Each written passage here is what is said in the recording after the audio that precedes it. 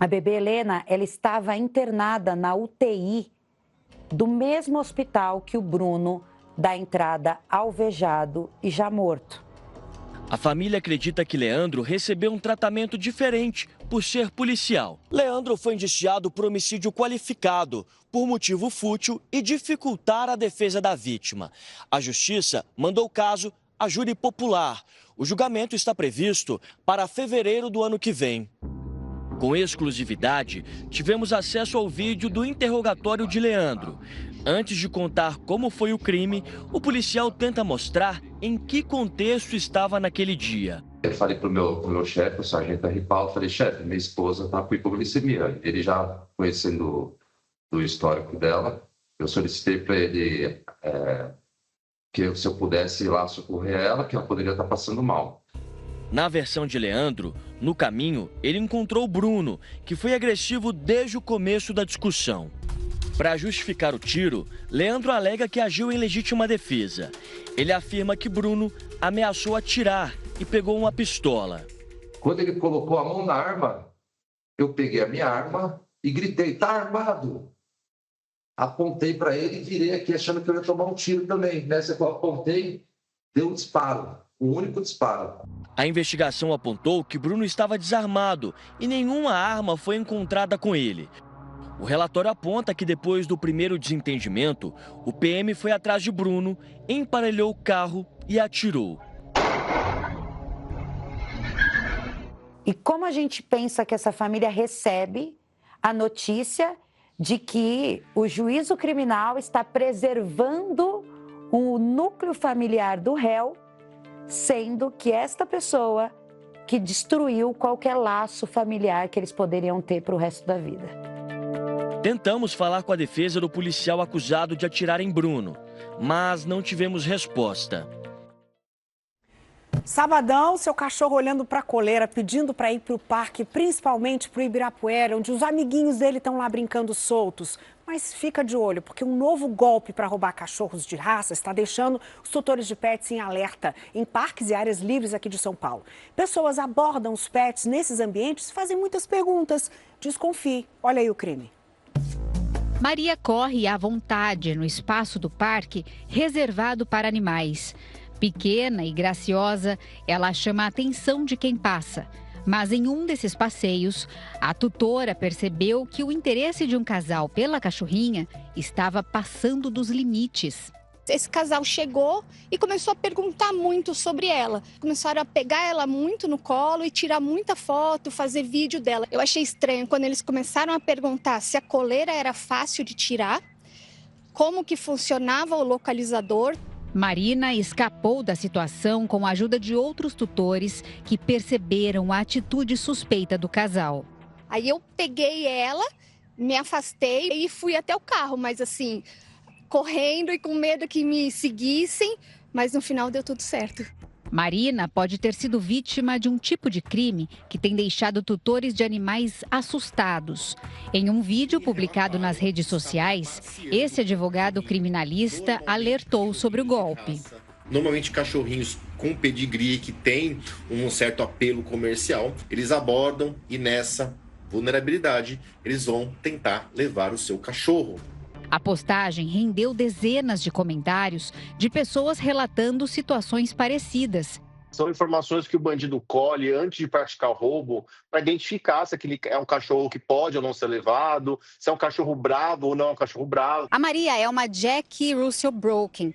Filhotes dessa raça podem custar milhares de reais. E é pelo valor de mercado que animais de raça se tornam alvos de criminosos. Em locais como esse aqui, onde os animais podem correr soltos livremente, é muito comum os tutores ficarem conversando entre si, distraídos. E é nesse momento em que os criminosos aproveitam para furtar os animais. Chama atenção, né? De repente aparece um casal e começa a perguntar, querer mostrar interesse meio além do habitual, né? Então isso acaba ligando o sinal de alarme. A gente sempre toma cuidado, né? Sempre tá de olho, sempre tá olhando, sempre tá perto. Sempre tem que estar olhando para o que eles estão fazendo e vendo quem tá perto. O cuidado não significa impedir qualquer aproximação, mas evitar fornecer informações sobre valor, endereço e sistema de localização do animal. escolher o local onde você vai passear com o seu cão, evitar sempre de ficar dando informações. No cachorródromo do Parque do Ibirapuera, os cães podem ficar sem guia dentro da área cercada. Depois do susto, Marina diz que mudou a postura em relação ao interesse de desconhecidos pela cachorrinha. Tem que dar atenção pro nosso feeling. E aí tem gente que eu olho e eu falo, não, Maria, vem pra cá. E a pessoa fica meio assim, mas eu prefiro ser a chata antipática. Não dá para descuidar nem na hora do parquinho. A administradora do parque informa que é responsável pela segurança patrimonial e pelo apoio aos frequentadores. Furtos e roubos são questões de segurança pública, disse a administração. Já a Secretaria Municipal do Verde e do Meio Ambiente da Prefeitura de São Paulo disse que não foi notificada sobre casos e que, em caso de ocorrência, a GCM é acionada. Passar o carro vendendo ovo, você vai até lá para comprar e aí cai num golpe. Imagina pagar mais de R$2.000 em uma cartela de ovos. Foi o que aconteceu com uma moradora de São Paulo. Ela foi enganada por um criminoso que se passou por vendedor. Esses ovos aqui saíram caro, muito caro. Cada um custou mais de R$67. E não é porque são especiais, não. É porque eles fizeram parte de um golpe. Um golpe que Rosângela, de 69 anos, não quer nunca mais viver. E eu não imaginava que eu ia passar tanto transtorno por causa de compra de 30 ovos. Ela ouviu o anúncio vindo de um carro que passava pela rua. 30 ovos por R$17. Ela sai de casa e pede para o vendedor voltar. Ele estaciona o carro e começa o atendimento. E à primeira vista, nada parece estranho. E ele me parecia super simpático, conversou, foi todo gentil, abriu, mostrou todos, né, os ovos. Conversa vai, conversa vem, até uma criança, vizinha da Rosângela, chega para bater papo. E enquanto isso, ela tenta pagar os R$17 por Pix. Só que o pagamento não finaliza.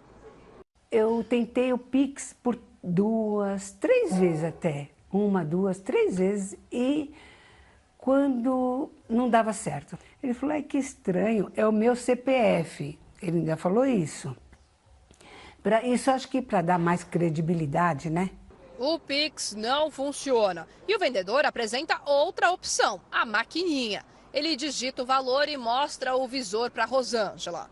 Olha, são só R$17. Eu falei, é verdade. Aí olhei, a maquininha me parecia normal, R$17, conferi. Rosângela pega os ovos e volta para casa, feliz com a compra. Parecia que estava tudo certo. Foi só mais tarde, quando Rosângela conferiu o extrato, que veio o susto. De R$17 passou a R$2.017. Era tudo que eu tinha. Porque o salário acabou, foi tudo que eu tinha na minha conta, ele simplesmente levou embora. Rosângela mora desde pequena aqui no Jaçanã, zona norte de São Paulo. Conhece todo mundo do bairro, é amiga dos vizinhos. Até então tinha costume de comprar ovos na porta de casa. Mas este vendedor ela nunca tinha visto por aqui. Rosângela procurou a Polícia Civil e registrou um boletim de ocorrência por estelionato. Ela entregou a imagem da câmera de segurança, já que além do rosto do golpista, ela também tinha a placa do carro. E durante a investigação, descobriu mais uma coisa que chamou a atenção. Inclusive, ele me mostrou a foto de um homem. Ele falou, foi esse homem? E eu olhei na foto e falei, não. Ele falou, olha, este homem é o verdadeiro dono do carro. E mais uma coisa que eu percebi no meu extrato. Não foi para o nome de um homem, foi para o nome de uma mulher. Depois do prejuízo, Rosângela decidiu mudar um hábito que tinha há anos. Agora, comprar na porta de casa só se tiver muita certeza de quem está do outro lado. É, gente, eles vão aprimorando os golpes e a gente vai te mostrando, trazendo reportagem para que a gente consiga se blindar. Mas é difícil, né? A gente até mostrou aqui no Fala Brasil que São Paulo é a cidade com maior número de roubo de celulares. E aí, nesse mundo do crime, os bandidos se disfarçam de entregadores justamente para conseguir atacar com mais facilidade as vítimas, principalmente em bairros de classe média. Celulares roubados que muitas vezes vão até para outros países. Além de espalhar violência e causar prejuízos, estes assaltos acabam manchando a própria imagem da categoria. Muitos entregadores verdadeiros são confundidos com os ladrões. O jornalista William Leite mostra agora pra gente. Eles estão em todo lugar. Entregam de tudo, de comida a produtos comprados pela internet. A profissão de entregador se torna cada dia mais necessária. Com o aumento de demanda pelo serviço, tem muita gente buscando espaço para atuar na área. E é muito simples, basta ter CNH, uma moto, se cadastrar numa empresa de aplicativo e começar a trabalhar. Mas muitos criminosos têm se aproveitado desse crescimento no número de profissionais. Flagrantes não faltam e a abordagem é quase sempre parecida. Veja estes casos em São Paulo. Aqui o ladrão sobe na calçada e derruba a vítima, na tentativa de arrancar o celular das mãos dela. Tem casos piores, em que a vítima é também alvo de disparos. O suspeito ameaçou atirar na amiga da vítima, que reagiu. Aí ele começou a disparar, aí ele disparou 3 disparos. Um pegou na mão, um na orelha e outro um errou. O criminoso fugiu com o celular, mas não foi longe. A polícia foi alertada por pessoas que presenciaram o assalto. Houve perseguição e até o helicóptero Águia da Polícia Militar foi usado para ajudar as equipes em solo a efetuar a prisão. Exato, ele está do lado esquerdo do Águia, praticamente na vertical. A equipe que está desembarcando, ele está do lado da reunião de vocês, é nessa casa mesmo, no fundo dela. Na delegacia, a amiga da vítima, que quase foi atingida pelos disparos, reconheceu o falso entregador e lembrou como tudo aconteceu. Falou assim que se ele não entregasse o celular, ele ia atirar em mim. E depois ele atirou na orelha dele, na coxa dele. Para quem já passou por esse tipo de violência, as consequências vão além do prejuízo financeiro. Comigo aconteceu uma vez, né? Que acontece uma vez, a pessoa sabe o trauma que é. Fui roubado. Hoje em dia, se um motoqueiro parar para me pedir informação, eu vou, às vezes, eu sair correndo, entendeu? É complicado demais. A categoria dos entregadores também se sente prejudicada. Fica chato, né? Porque a gente vai no cliente e o cliente às vezes confia da gente também. Eu passo no número errado, né? Quando eu faço o retorno, a pessoa que está na calçada já sai correndo já, pensa que eu vou assaltar. Como é que você se sente? É difícil, né? Porque a gente é tratado como se fosse um ladrão, né? O delegado explica que, além de realizar investigações, a Polícia Civil tem feito operações nas ruas de São Paulo para combater os criminosos. O registro do boletim de ocorrência ele serve para que a Polícia Judiciária tome conhecimento daquele fato e inicie uma investigação, ao passo que também serve para alimentar a nossa base de dados e distribuir o policiamento preventivo especializados na região de maior incidência de criminal. O delegado fala sobre o que fazer no caso de ser abordado por um falso entregador. Nunca reagir, sempre manter a calma, procurar uma ajuda, um auxílio especializado para que a polícia, através das informações ali constantes, possa iniciar não só a investigação, como a persecução ali no local mesmo. Fala Brasil traz uma notícia que acaba de chegar. O campeão mundial de boxe, Zolani Tété, foi morto a tiros na África do Sul. O ex-pugilista de 38 anos chegava em casa quando foi surpreendido por 2 homens. Eles estavam encapuzados. Os criminosos desceram de um carro e atiraram contra o atleta. Tété morreu no local e uma mulher de 27 anos que estava com ele também foi baleada. A polícia ainda não sabe quem cometeu o crime, nem qual foi a motivação. O ex-boxeador tinha 2 títulos mundiais. A gente sente muito, né?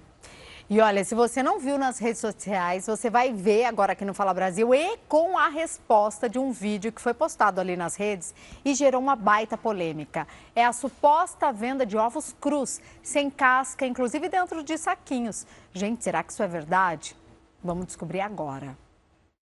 E se até o ovo de galinha viesse sem a casca? E nem é cozido, cru mesmo. Meu nojento. Não, eu prefiro descascar mesmo. Não é legal, não. Não é legal, não. Sem a casca, ó. Não é legal. Eu não compraria, não. Não compraria? Não. Esse vídeo caiu na rede e viralizou. Ele mostra a suposta venda de ovos crus sem casca dentro de saquinhos. A gente já compra sem a casca porque é mais fácil, eu acho.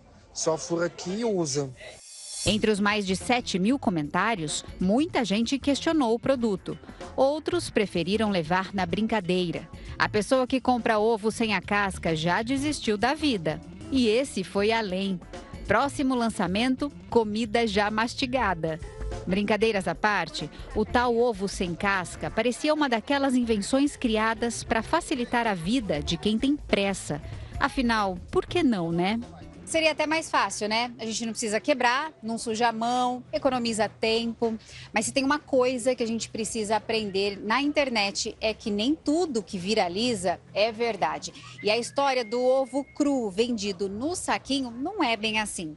Na verdade, alguns comerciantes usam essa técnica como uma espécie de vitrine. Coloca o ovo, a gema e a clara num saquinho para que os clientes possam ver a gema, o formato, o tamanho e não para ser vendido dessa maneira.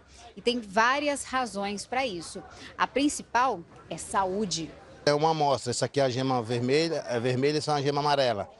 Mas não é para vender para o consumo, é só para mostrar o conteúdo. Desvendado o mistério. Agora, o mais importante. O ovo não deve ser vendido em saquinho, porque, segundo o nutricionista, a casca é uma proteção natural do alimento contra micro-organismos que causam doença. O problema é que a casca é como se fosse a embalagem do ovo ali, né? Então, por exemplo, se você abre um bombom, você não vai ficar deixando ele na mesa, ficar andando com ele para aí e depois comer, entendeu? Então é uma embalagem natural que ele tem ali de proteção, que é uma barreira contra micro-organismos ali. Então, a partir do momento que você tira essa barreira, ele fica mais suscetível a ter o contato com alguma bactéria, algum micro-organismo que pode vir a causar uma intoxicação alimentar, por exemplo, assim, né? Então, pode tirar o ovo em saquinho da lista de facilidades da vida moderna. Pelo menos por enquanto, quem quiser uma omelete vai ter que quebrar os próprios ovos. Leva poucos segundos e é mais seguro. O ovo é um alimento extremamente nutritivo, assim, principalmente proteína, que hoje em dia está nessa hype da proteína. É uma excelente fonte de proteína. Ele tem gorduras boas também, né? Ele tem uma boa distribuição de gorduras, que a gente fala de monoinsaturadas e poliinsaturadas. E tem outros micronutrientes também na gema que são importantes, né? Colina, carotenoides, então é um alimento super completo, sim. Era só o que faltava, né, gente? E olha, vocês acreditam que até os javalis precisam de uma boa pedicure? Pois no zoológico daqui de São Paulo, esse serviço está garantido, viu? Os 2 machos que vivem por lá passaram por um procedimento feito para cortar, limpar e nivelar os cascos e garantir mais conforto e mobilidade. Esse trabalho foi realizado por uma veterinária e especialista nesse procedimento. Por causa da força dos animais, os 2 tiveram que ser sedados. Além do corte e da raspagem, os cascos foram hidratados e as patas passaram por radiografias.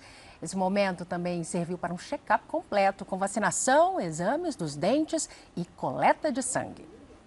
Sou pela podóloga, né? E a gente continua falando dos animais, porque olha só, as baleias jubarte proporcionaram novos e belos registros na região dos lagos, no Rio de Janeiro, pertinho da gente. Olha que coisa linda!